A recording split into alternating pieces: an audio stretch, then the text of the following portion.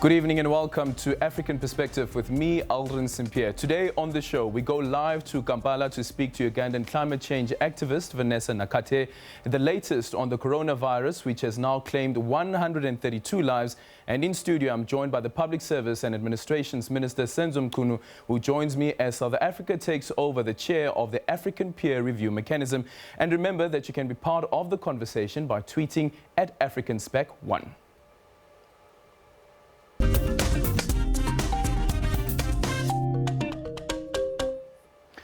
Ugandan youth climate activist Vanessa Nakate doesn't believe the apology tendered by the Associated Press is genuine.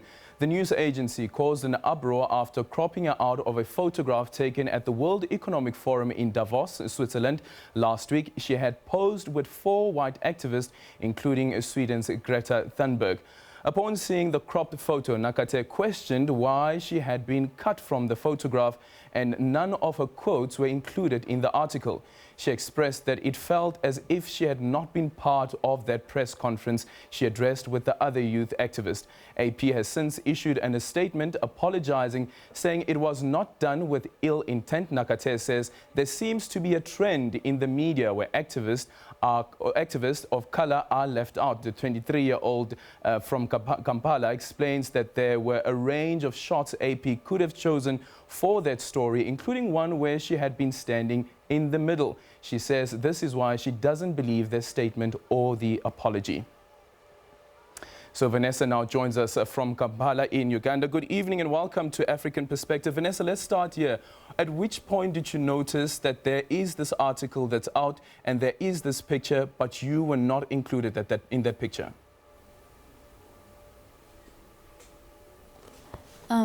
After the climate strike, I went with some of the activists from the Arctic base camp. We went to have lunch, and at that moment I decided to read about what they had written about the press conference and everything the media had reported. So there is this Twitter button whereby you search for what you want to read, and I saw a hashtag of Greta Thunberg, and I decided to read about what media was saying. And that is when I landed on the article. Actually, I landed on it by mistake. I never really expected to land on it, since I don't even follow the news company. So when I saw the article, I saw the photo, and at first I thought it couldn't fit because it had been shared on Twitter. But when I went ahead to actually read the article, I was really shocked to see that the photo had been what I was fearing to see. And not to just end on that, when I read the article, I had not been introduced as one of the activists, as well as the message that I had said at the press conference was not included in the article. So not only were you cropped out, but also the message that you shared during that press briefing was also cropped out. Exactly. Though when people came in later to read the article, after all the complaints, they had included something I had said at the press conference, and 4 different photos where I appeared. And then when you asked the question, what was the response from the Associated Press? I did not get an immediate response from them, not even via DMs. So it was just an outrage that caused them to actually give a response to the question that I had asked them after all the complaints from Twitter and the different media writing about what had happened. It really went so viral, and the video that I made, it went so viral. I believe that this is what pushed them to actually respond to what they had done. How did you feel at that time? Well, I felt so frustrated and very disturbed, because at some point I felt like I had wasted my time being at the press conference, and I had really wasted my energy giving out the speech that I gave at the press conference, talking about the different problems that the people in Africa are facing as a result of the climate crisis. it was so disturbing because I was thinking of the people back at home and the different climate activists from Africa and how they're struggling so hard to get listened to, and yet media keeps scrapping them out. Did you at all, when you first saw the picture and as you described earlier on, when you started reading the article and realizing that none of your quotes were included in the article, did it dawn on you at that particular point that this could have just been a racist act?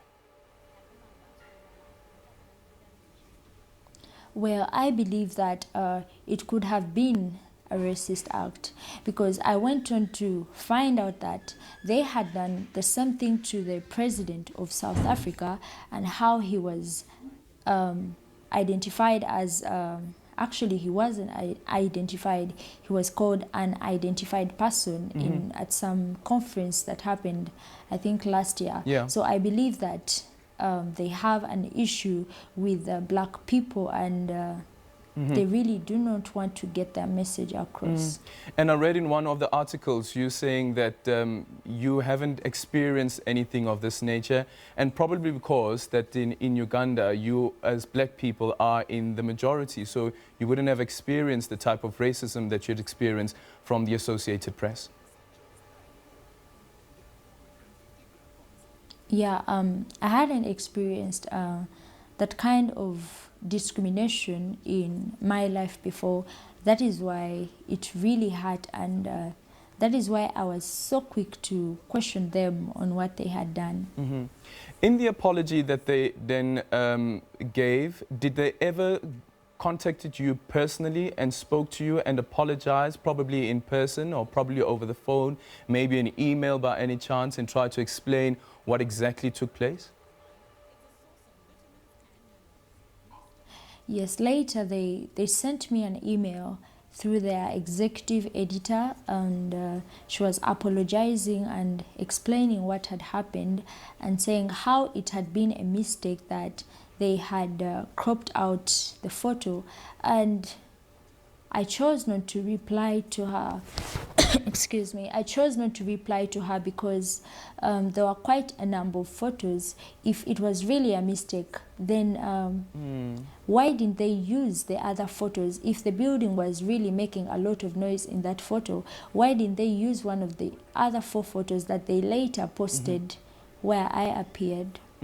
I have to say apologies for your experience, and I know that you said that earlier on when you first started reading the article you felt as if you had wasted your time. I'd like to tell you that you did not waste your time at all. What has happened now has even propelled your voice even further. That's why we're having this conversation with you, although there's a dual conversation happening around racism within the environmental space, but also the critical question around the climate change that affects everyone, including people on the continent. Yeah, I must agree with you. This incident has actually put the world to notice African activists and activists who are not being listened to and heard, because it sparked off a conversation about activists from Africa and how they have been erased from the world stage and from the media, and how they're not given a chance to tell their stories. Of course, some of them, like we usually get these chances through press conferences, but it's the media that ends up scrapping off and not mentioning anything of what we say. So I believe that after this incident, the story has changed for the climate activists in Africa. Certainly, and the topic as well. In the next few minutes, I'll be speaking to the South African Minister of Public Administration and Public Services and Administration, and this is ahead of South Africa taking over the African Peer Review Mechanism as the chair for the next 3 years. What question would you like me to raise with him? What is expected of member states, signatories to the African Peer Review Mechanism when it comes to the issue of climate change? Because it is also the poorest of the poor that are affected. When I make an example, if you look at KZN, for instance, with the floods, it's the poor who don't have insurance, who would be able to go and buy another house, or insurance would be able to pay out. They have to start right from the bottom. I must agree with you. It's the less privileged that are mainly affected by the impact of the climate crisis. Because when all these disasters happen, most people are pushed to extreme poverty, and it is threatening a lot of people's lives. And I'm scared for Africa having to face a challenge of food scarcity in different parts of the country. And what I can tell you is that you can ask him what is taking him long and the rest of the policy makers to declare climate emergency in South Africa.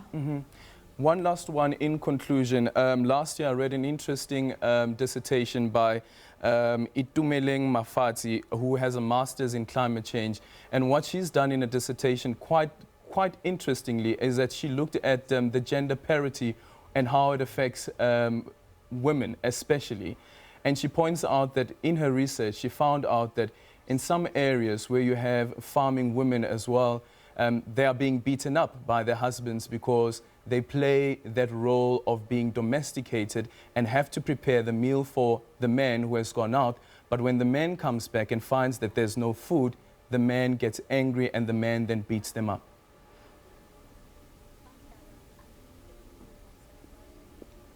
I must agree with you on that. The issue of climate change is actually a gender issue, and in most cases, it is the women that suffer the most when these disasters happen. I could give an example. I read an article where they were talking about children brides as a result of climate disasters. When I read this article, I found out that when families lose everything after climate disasters, some of them end up giving up their teenage girls for marriage. This is because they cannot take care of them anymore, and they believe that giving them out to marriage would be the best option for them and for the family at large. And this is affecting the girl child in all ways possible. And when it comes to the women and the mothers, when they face these climate disasters, it is usually the women who try hardest to try and save their children, for example, from floods, and if there are droughts, they try as much as possible to provide food, even when the food scarcity is at the highest it can ever be. And I could give an example as well. When a woman is pregnant and you know, there is a climate disaster like floods or landslides or hurricanes, among others, that means the chance of them surviving is very low. First of all, because they are heavy, and secondly, they're trying to save two people at the same time. So I believe that the issue of climate change is an issue that needs to be addressed to try and create gender equality, because it is also increasing on the inequality that we see among women and girls. Vanessa Nakate, thank you so much for your time, and let's hope when the African Union has its first assembly next month that you'll be protesting outside that assembly as well. All the best. Well, there you have it from Vanessa Nakate, who is a voice that refuses to be silenced.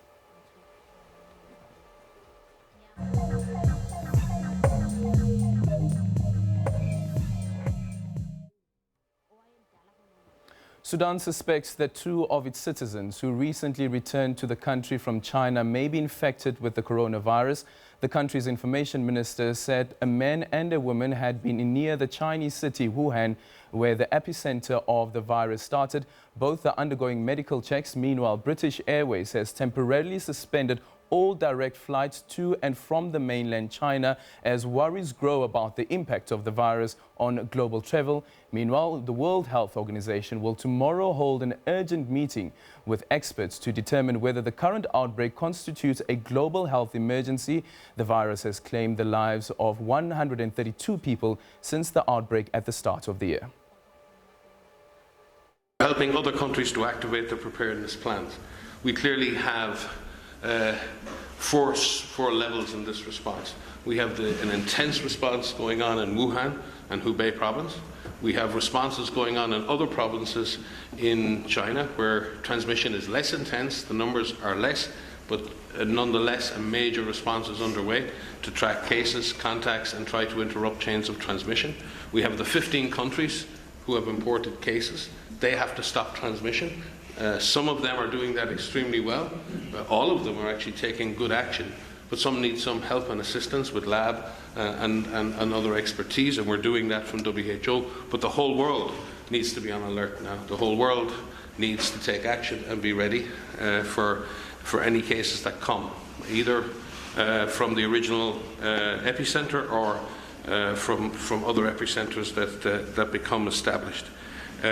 We're sharing information, guidelines and tools in real time on our website and through our partner networks on how to manage the disease, how to manage community investigations, how to manage transmission studies, how to manage clinical trials, and are very grateful for our partners who work with us on the research and development blueprint, for our partners who work from the Global Outbreak Alert and Response Network, from the Emergency Medical Teams Network, and many other networks around the world who are supporting us in this.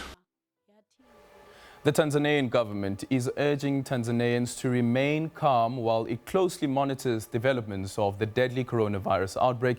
The Health Minister, Umi Mwalimu, says so far there are no reports of Tanzanians being infected with the virus. SABC's Daniel Kijo has more. The Tanzanian government has teams at its entry points as a precaution against the coronavirus. We've identified 3 high-risk areas: the Dar es Salaam airport, the Kilimanjaro airport, as well as the Mwanza airport. We are keeping a tight watch on these 3 areas. Tanzanians frequently travel to Asia for business trips and holidays. Pharmacist Cheleka Chulikizo says if the virus does reach Tanzania, masks will help contain its spread. The surgical mask, which are described as N95, those are the ones now we recommend, but we can't say they are 100% sure that they stop the virus, because when wearing the mask, most people don't know how to wear them properly. Some space can, so the virus can enter through those spaces, the droplets. The health ministry is also taking samples from the areas being monitored, as well as from suspected carriers for testing at the National Laboratory Facility. Other measures are being taken, including placing health workers at entry points across the country.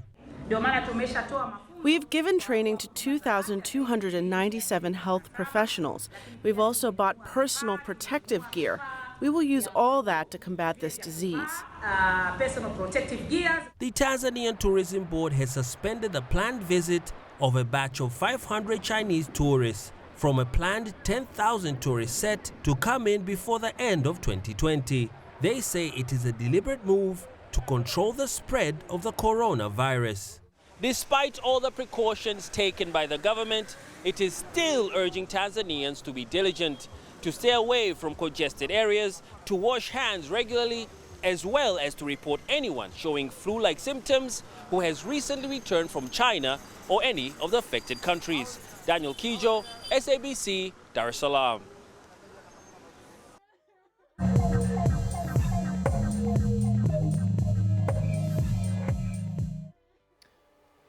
And Zimbabwe's ongoing drought has resulted in the loss of more than 30,000 cattle due to the decimated pastures and drinking water. The hardest hit provinces are in the south of the country. Matebeleland South has lost more than 16,000, followed by Masvingo, which has recorded 13,000 deaths. Our crew traveled to Masvingo and filed this report. Livestock, in particular cattle, is a major source of the livelihoods of villagers in Zimbabwe. The dying herds have now made this community vulnerable to food security. The region experienced a few rain showers last week, bringing some hope for residents to begin ploughing their land. The devastating effects of climate change are most visible here. Almost all natural water bodies have dried up, and the animals are the main casualties of this natural disaster. As the drought persists and the death toll rises, farmers in Mwenezi district are fast losing hope. My heart is Maybe I've got BP on my mind. That last week I went to hospital. Then they say you have got BP on that cattle. Adegoni has lost more than half of his herd of cattle, the last 3 in one night. He says the pain of losing his livelihood is unbearable. He's now anxious about how to save the reduced surviving herd. It's a drought. So now I've got 17 cattle dead, or 17 cattle dead. Now they are 6 is serious. Maybe they're gonna die in time. One of the cows looks like it will succumb to the devastating drought, and as he tries to help it on its feet, both man and beast know it's a futile exercise. Nothing I can do. I gave all the stock feed. I spent my money trying to feed it, but nothing. Nothing. So I just look, it's like that. Grazing pastures no longer have food to offer in this region, and not all farmers can afford stock feed. Herds are being completely wiped out at a rapid pace. Government's hands seem tied as it's still struggling with the country's economic crisis. Namapolani, SABC News.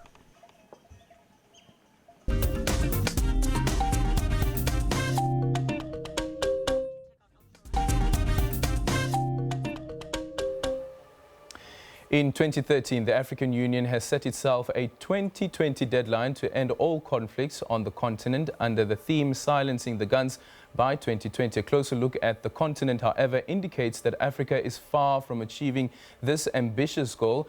What are the conflicts to watch in 2020, and what is the continent doing wrong? Sarah Kemani takes a look. At celebrations to mark the Continental Body's 50th anniversary, leaders agreed to end conflict on the continent and bequeath the next generation a peaceful Africa. 7 years later, the guns are yet to fall silent. Apart from setting the deadline, really, and apart from, convincing the donor community that the African Union was doing something, and therefore there was need to put some money in the initiative, there's really nothing else that has happened. Of the 10 top crises to watch in Africa, according to the British charity International Rescue Committee, 6 are conflicts in Africa. The nature of the conflicts has also changed, with violent extremism fast gaining prominence. The Boko Haram crisis in West Africa, and of course in Mali and Burkina Faso, you also have the area of that whole area where you have attacks coming out from the violent extremist extremist groups in the Sahel. So you are likely to have that. And in East Africa, of course, we have Al-Shabaab in Somalia, and we also have the IS that is growing in Mozambique, and of course in Somalia as well. Causing huge loss of lives as well as loss to economies. Illegal flow of small arms through the continent's porous borders has made the dream to silence the guns ever more distant. The AU silencing of the guns is a 7-year-old affair put in place to address a conflict in the continent where you have over 80% of small arms and light weapons under the hands of civilians. 80% is 40 million small arms and light weapons that people have in their hands. More than what the governments actually have in their hands. The government has 20%, which is equivalent to 11 million arms in their circulation. Analysts at the Institute of Security Studies argue that conflicts in Africa cannot be ended in isolation. The triggers to these conflicts must first be dealt with conclusively. But also let's address on the long side unemployment, issues of poverty, illicit financial flows, transnational organized crimes, all this kind of corruption, if you like, and put up mechanism that specifically address some of these challenges? It was realistic. If all African countries agreed that we are going to stop our bad and democratic behavior, we are going to begin seriously respecting human rights. In its bid to continue with its 2063 agenda of African solutions to African problems, the African Union has troops deployed in Somalia, Central African Republic, Darfur, and the Lake Chad Basin. But critics say the African Union has not effectively and timely responded to conflicts in Africa. The solution? The points of implementation of resolving conflicts lies within the nation state. And that is where the focus will be, whether it's Equatorial Guinea, whether it's Uganda, or whether it's any other country. The will cannot only be put to the African Union, but most importantly, it must be zeroed down, to the member states. Until then, the struggle to have the Africa we want continues. Sarah Kimani, SABC News, Kenya. And as South Africa takes over as the chair of the African Union, it will also lead the African peer review mechanism for the next 3 years. The Department of Public Service and Administration will set up a national governing council as it rolls out its plans for a second review while encouraging compliance to recommendations adopted for member states. South Africa's Minister for Public Service and Administration, Senzo Mchunu, will be leading that process, and he joins us now in studio. Good evening, Minister, and welcome to African Perspective. Good evening to you and to the listeners. How does this feel, stepping into this position, previously being a premier and then coming in as a minister, and now there is the African peer review mechanism that almost some may argue that you'd have to lead this particular process as South Africa goes through its second review? Well, we view it collectively that this is yet another chance for South Africa, for its government, for its people, to embrace being African and embrace the family of African countries. And it's all about venturing into issues that are important for our people in the whole continent. And at the center of what we're doing is good governance, where the call is government or governance is as good as good governance. There can't be anything like government and no good governance. So we need to begin to channel ourselves to saying, whether you're talking about local government, you're talking about at regional or provincial level, you're talking national, we just have to embrace that culture. And therefore, this is an opportunity for us in South Africa to work with the rest of the continent and in pursuit of higher heights, to be able to compete with other continents and not lag behind all the time and lag behind. We need to wake each other up and make sure we catch up. The African peer review mechanism, what exactly is it that it will be doing over the next 3 years? Well, firstly, we are setting ourselves a target of 2023 to say we must have a substantial number of African countries joining or acceding to How many do we have at the moment? At the moment, we have 38. Yeah. And there are 2 Southern African countries that have registered interest to join. That will take us to 40 if it happens this year, and we're encouraging it, Zimbabwe and Seychelles. And we'll be very delighted if they join. But then we then push the others and make sure that we are attractive enough by promoting a lot of things which are core business of the African peer review. Because it's a good thing to do so, to join a family of, or join the family of African countries that say, I want to do good. I want to promote good governance.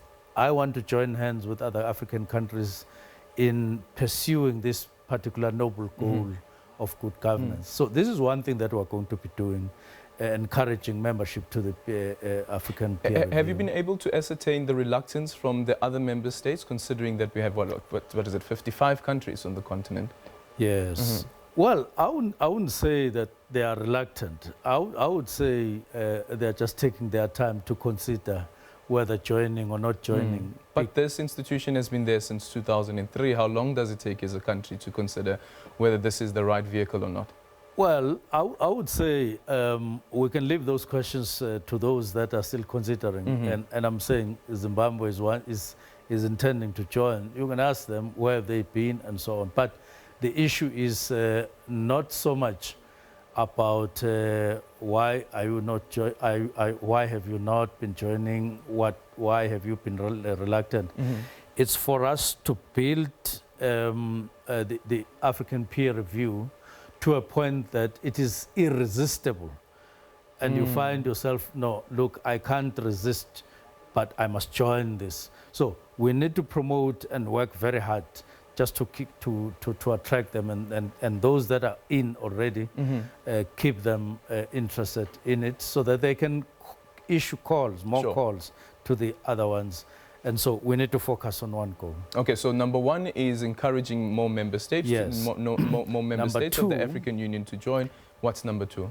You remember that the African peer review is centered on 4 themes. The first one is to promote democracy and political governance. That's a theme around which we need to establish a number of programs throughout the African continent, encouraging everybody and all the countries to promote democracy and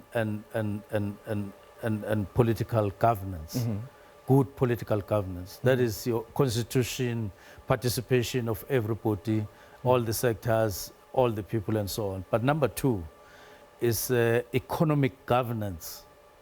That do you have policies on economy? Are they impacting? And they're impacting across social strata, and are people benefiting? And are you driving an economy from which everybody is actually benefiting? And then number 3 is corporate governance. That's where you are interacting with the private sector to make sure that they are compliant to the laws of the country, and they conduct business in a transparent way, and that your financial institutions are such that they are able to promote good governance in terms of the private sector. And then the last one is economic governance, where things like poverty needs to really belong to the past. And there's no reason why we must remain stuck with hordes and hordes of people in our continent, just relegated to poverty. And we therefore need to promote good governance as far as socio-economic good governance. So that's our area number 2 that we're going to be about, and that's core business. So let's stick with area number 2, and let's just quickly go through the 4 themes, and probably we're just going to focus on 2 or 3.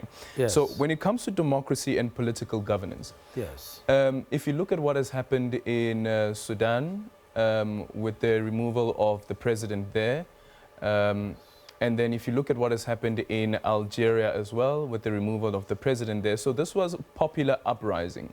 The question, or even if you look at in Zimbabwe with the removal of former President Robert Mugabe, so it's popular uprising. The question then becomes, at which point does it become a legitimate transfer of power when there is an uprising?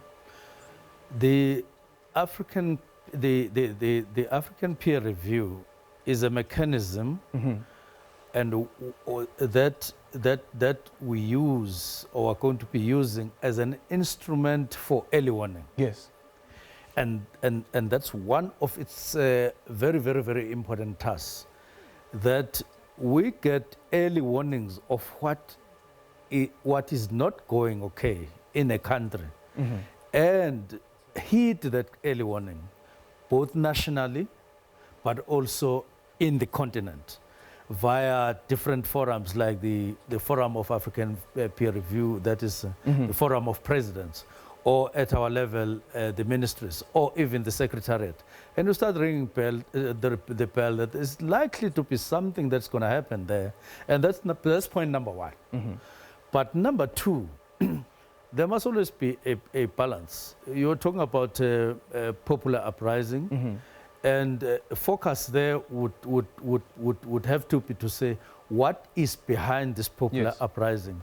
Is it because government has been closing its ears, closing its eyes for too long, such that people now feel that their government is as good as not existent, and then they come up on their own? So you've got to listen to that, even if you don't promote it, to say, when you feel you are not being listened to, go for popular uprising. But we just need to say, leadership is about listening to your people. Leadership is about hitting the calls. Leadership is about sensitizing yourself about the need of the people, so that such popular uprisings, but it's another one, popular uprising, for instance, is being instigated from outside. Or there are few rocks inside the country, groupings of this kind or that kind. Then you can analyze that and you can see that, and then even in that instance, you need to do certain things. But I'm saying democracy and popular uprisings don't graze far from each other, and we need to be sensitive to that, but via, in the first place, early warning systems, and both at a national and at a continental level. Do you think that the African peer review mechanism will ever have that early warning signals that you speak about, and able to detect foreign influence and imperialism playing a critical role in the destabilization of various countries on the continent that leads to the unrest? It definitely is in a position to. It definitely is in a position to. Remember, what we're about, we're promoting good governance. And therefore, we can't work in an island, both nationally, because the African peer review exists at a focal point, that is at a national level, but it also exists at a continental level. There are structures at a continental level, there are structures at a local level, that is nationally. Now, these bodies interact with civil society, they interact with government agencies, they interact with everybody, they are in touch, they're supposed to be in touch. And there's no way you cannot receive information, whether positive or negative, and including threats. It's impossible. Corporate governance, and this is a point that was raised by even former President Thabo Mbeki around the illicit financial flows. Have we failed to tighten the screws when it comes to illicit financial flows, and whether you speak about shelf companies? And I remember being at the Pan-African Parliament and one of the members of the parliament saying that they believe that there is a concerted effort to destabilize certain countries for these illicit financial flows to continue. We have a problem there. It's a struggle. It's a struggle that we have embraced, we have to embrace, that if there's anything that we've achieved in stopping the outflows, there's very little that we've achieved there. And much still is still ahead in terms of what we need to do. And there are many problems that we're coming across in this particular issue. One is that people sometimes claim we don't feel that our finances or our money is safe here, and then there's flight. Others are specializing on this, just making sure that, well, their job is to look for maximum profits and so on, and they do this. But others just do it via sheer illicit methods that need to be clamped down on, amounting to stealing and from national economies and so on. So these are all the aspects that need to be clamped down. And what about local companies and probably international companies as well, multinational companies operating on the continent, where you find, for instance, with the MTN allegations, that you have these allegations that MTN was said to be funding a certain militia to protect its assets. And you have the USA stepping in, but the African continent and African countries are not saying anything. They're not doing anything. South Africa is not saying anything. We found wanting there, very much wanting. And everybody's talking about it, that it's something that should not have happened. Not at least under our noses, not at least when the AU is there as a body looking at African affairs. We are calling for strengthening of African solutions, our own solutions and our own problems. And we need to close all gaps, because if we don't, right now there is a concern that we're seeing quite a wave of what I would call encroachments or countries from outside Africa coming into Africa and making one intervention or the other. And these are things that, you know, don't put us in good stead as the continent, as the AU, as a body of African leaders in the form of our presidents, our governments, and so on. Look, we at should the moment, close ranks and make even sure. the unrest in Libya, that's being led by European countries. Same could be said of the Sahel region as well. You find that the African Union itself is not playing a critical role in those countries, where you'd find the Americans, for instance, stepping in, you find the French stepping in, and you find the Germans stepping in as well. They are the ones that are feeding us in terms of information of what is happening in Libya. They are the ones that are informing us in terms of which group is right, which group is wrong, and so on, and what must happen, what must not happen. It's almost a tragedy. And this is one of the challenges, very, very stark challenges, that look us into the eye and cry loudly for leadership from our continent. And we need to rise up to the challenge. There's no other way. Otherwise, we're going to be undermined perpetually. Certainly, Minister. On the other point, which is the last one, a part of the 4 pillars that we spoke about earlier on, and that is sustainable socio-economic development. And earlier on, we were speaking to Vanessa Nakate, who is a climate change activist from Uganda, who experienced racism from the Associated Press. She said, I should ask you this question. What is the continent doing when it comes to climate change? It will almost seem that climate change is not high up on the agenda. And for instance, the province that you are from and what the province is currently, well, the province currently experiencing, you'd find that it is the poorest of the poor that are the hardest hit by the climate change. The AU has a body that is promoting or seeking to promote and working very hard right now on issues of climate change, because there's no way a body like the AU and the continent as a whole can ignore or shift to the periphery the whole issue of climate change. This is one issue that is getting attention of the AU, and it has an authority on the matter and a body of programs that they are dealing with in particular. So it's not being relegated to a lesser. So I wanted to understand that this is one of the issues that are high up on the agenda of the AU. And also the response, the disaster emergency response to these. We've seen in Mozambique how it was South Africa that had to go and assist. And these countries are struggling themselves to ensure the safety of their own citizens. Yes, it means that, yes, there's nothing wrong with South Africa intervening or any other country. But it just says that the countries themselves, they don't have the necessary measures in place, which I think should be part of the peer review mechanism. That do you have a disaster response unit that will be able to respond to such disasters? I agree, because if we don't take up the matter, even at the APRM itself, it means that we are relegating some of the people who are vulnerable. And it's our job to protect people who are vulnerable, even against such challenges as the climate change, not only just poverty. And it coincides. People who are poor most of the time are also vulnerable to issues of climate change. And therefore, we need to cooperate with and encourage all our governments to intervene and make sure they mitigate against such possibilities all the time. including Mozambique.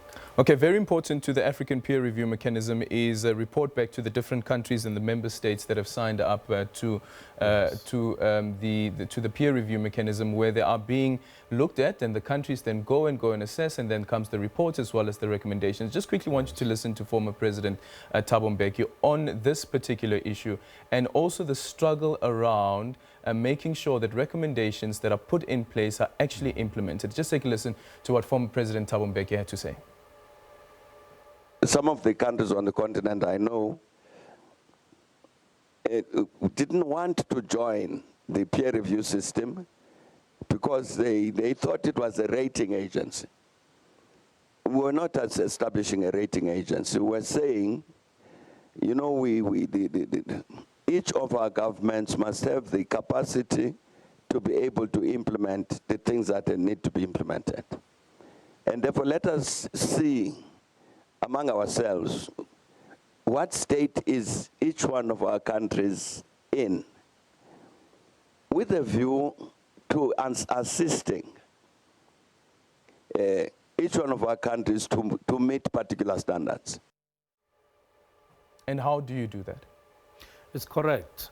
One of the things that the APRM, which is core to it, is self-assessment, which means that even before you get to the processes of assessing yourself, you must have done background work. You must have been aspiring and working very hard to reach certain standards that are set upon by the AU via the APRM and via the forum of heads of states, to say, at least let us work up to these standards in each of the areas that we counted. And you don't wait until you actually reach those. But when it is time for assessment, you must understand that I have to self-assess here, but then there is also an external assessment which will then verify or dispute the assessment that you have given to yourselves. And therefore, it's a very good mechanism that encourages you, and it's even open by saying, start by assessing yourself. Just look at yourself, just smell yourself, whether you're actually doing well in all as before you get into the process itself and before you subject yourself to the external assessment. And I think there was a lot of thinking that went into it, and it's commendable. The concern that has been raised by some analysts is that the peer review mechanism, the argument is that it has no teeth because it is a voluntary body, and there's also, it would almost seem that when it comes to the sovereignty of the state, that is much more respected than actually what the findings of the peer review mechanisms are. And based on that, some countries feel like, so what will happen if I don't implement these recommendations? They can't sanction me. The reality of the matter is that leadership at its best would relegate such attitudes. People would want to be honest. People would want to subject themselves to their own assessment and to any other assessment. And if there are findings, either by yourself or by the eminent people's assessment, or even by the forum of heads of states, the expectation would be to say, I note what is being said about us in that particular aspect. Is it enough to only appeal to conscience? Pardon? Is it enough to only appeal to the conscience of leaders? We don't have an alternative but to grow into or inspire leadership to own up into anything that would come negative or positive. Because if we don't do that and want to rely on force or threats or something like that, at the end of the day, government at a national level it depends, or countries, each country depends on its government. You can't depend on an external government. Even if you were to threaten somebody or force, ultimately you will have to leave that country. It will have to be governed by its own people. It is for that reason that you put all these mechanisms, you put vision, you put goals, you put everything to encourage people to aspire to live up to those standards. And that's the best way of doing it, because in the process, what you do, you develop leadership, you develop a culture of good governance. And it's a good thing to do rather than relying on any other mechanism. Does the African peer review mechanism have the capacity at all to have a sit down with a head of state and say that you have overstayed, you have been in power for too long? I know that the African Union keeps on hammering this on and on and on. And I don't know whether it is because of quiet diplomacy, maybe behind closed doors these conversations are happening, but it would seem that publicly at least there's no such conversation happening. I like what you often hear in the public discourse, and some of the expressions of some of the presidents in our continent, but also academia, but also civil society, and also media, talking about this matter. It's quite an established topic in our continent, where more and more statements are discouraging such tendencies and practices. By the way, we should also look at it in the context of some of the countries, even in Europe, because I mean, Germany and other countries, you keep on coming back and coming back, but you do this respecting different constitutions of each country. But there are instances where really... but does the African peer review mechanism have that capacity, do you think? Yes, it has the capacity. That's precisely why you have a forum. Has it ever done that before? Well, I've never been head of state, so I wouldn't know what has happened. But I know that in the public discourse, and I know that in some cases, quietly in bilaterals, and in some cases in multilaterals, such discussions do take place to say, you are better off, Mr. President of a particular country, to approach a particular president of another country to say one or two things which we can't say in public and so on. Minister, unfortunately, we've run out of time, but I just want to ask you this question quickly. And this is the president of the country, of course, has spoken about good governance. The president has also spoken about an ethical state and the restructuring of the state as well, because you need a capable state. How far are we as a country in terms of that particular process, and how has it been so far? Well, let me say we are now functional in terms of the reconfigured government in the form of cabinet and so on. But what is outstanding is making sure that those processes are finalized as far as placing senior officials, and those that are in surplus or have not been absorbed, get absorbed. So we're at that level where we're finalizing those processes. No job cuts? Well, that is the intention, but look, at some point when you do these things and you find that you're almost left with no alternative, you then have to discuss and then see what is the best way of, bringing such processes to the end. Okay, Minister, thank you so much for your time and all the best. Thank you very much. Minister Senzo Mchunu there joining us on the conversation around the African peer review mechanism that South Africa will be chairing for the next 3 years. Thank you so much for watching the show. Next week, we will give you an update on the coming up summit, that is the AU summit, where South Africa will be chairing for the next year. The SABC team, Busi Chimombe, as well as Sarah Kimani, and our foreign editor, Sophie Mukwena, will be in Addis Ababa to bring you an extensive coverage. Make sure that you join us then. Good night.